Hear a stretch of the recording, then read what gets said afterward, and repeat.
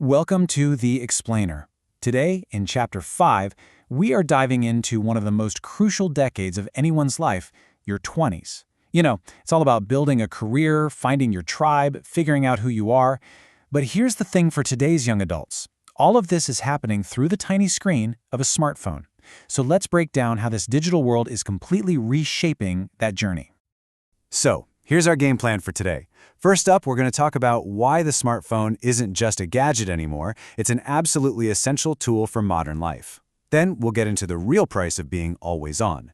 After that, we'll see how these pressures look completely different for men and women, and even how your zip code can change everything. And finally, we'll tackle the central irony here. What happens when the very thing meant to connect us all just becomes a heavy burden? Okay, so first things first. Before we can even get into the problems, we have to understand a fundamental truth. For anyone navigating their 20s right now, a smartphone isn't a luxury. It's not just a convenience. It's basically the master key to adult life. Really think about it. That little device in your pocket, it's your office, it's your social calendar, maybe it's even your dating life. It's your bank, your map, your shopping mall, it's how you get news and how you relax at the end of the day. So to disconnect, that's not just unplugging. It's basically cutting yourself off from the entire operating system of modern society. Okay, so this is all super convenient, right? But there's always a but. And the real question we have to ask is, what's the hidden psychological toll of carrying your entire life with all of its pressures and demands buzzing in your pocket 24/7? And that question? Well, it takes us right here, to the real price of all this connection. Because the convenience of having your life in your pocket has a serious flip side. This constant, low-grade hum of anxiety and a dependency that is affecting millions and millions of young people. And look, the scale of this, it's just staggering. We're not talking about some small niche group here.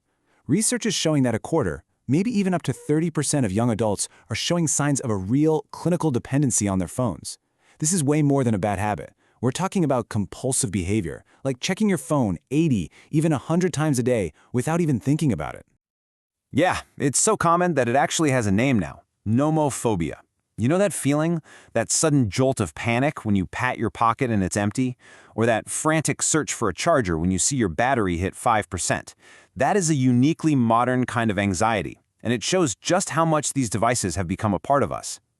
And you know what's feeding all that anxiety? Something we've all felt, FOMO, the fear of missing out.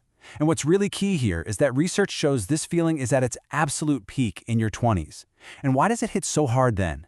Well, it's because every single post can feel like a report card on your own life. Someone else's promotion, an engagement, that perfect vacation. It just cranks up the pressure to feel like you're keeping up.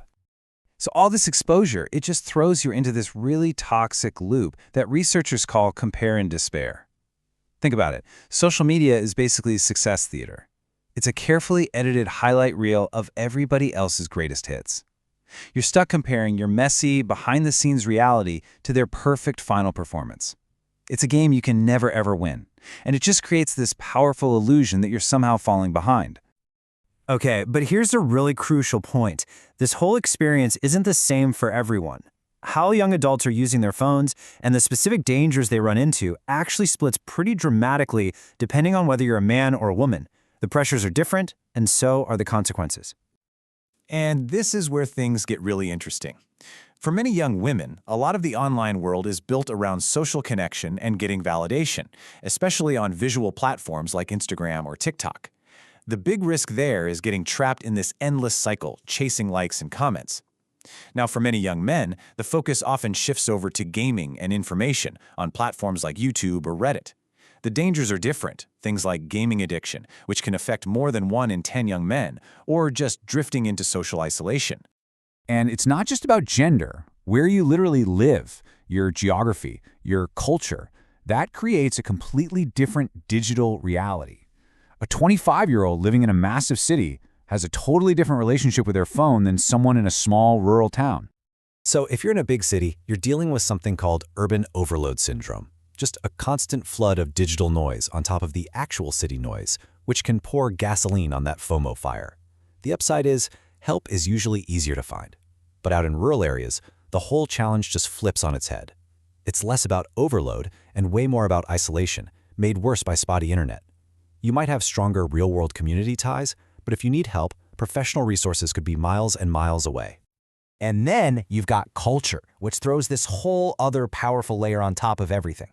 So in collectivist cultures, you might feel this intense pressure to always be available for your family, which can be super stressful. But that same connection gives you a built-in support system. In more individualist cultures, you get more freedom, sure, but that can also lead to a much higher risk of feeling isolated. And, maybe most importantly, cultural stigma about mental health can stop people from even trying to get help no matter where they live. All right, so when you start putting all these pieces together, the fact that this device is totally integrated into our lives, the hidden psychological costs, the differences between genders, the context of where you live, what you're left with is, well, it's the defining challenge of being a young adult today. And really, it all comes down to this massive irony. The very tools that were designed to bring us all closer together have become some of the biggest sources of pressure and isolation. We've never been more connected, and yet, for so many, that connection itself has become the weight they have to carry. Which brings us to this final, really powerful idea. The ultimate challenge for this generation is figuring out how to get all the genuine benefits from this amazing technology while also protecting themselves from its power to create anxiety, to destroy our attention spans, and to replace deep, meaningful human connection with shallow digital clicks. The real question is, in a world that is literally designed to keep us scrolling forever, how do we learn to finally look up?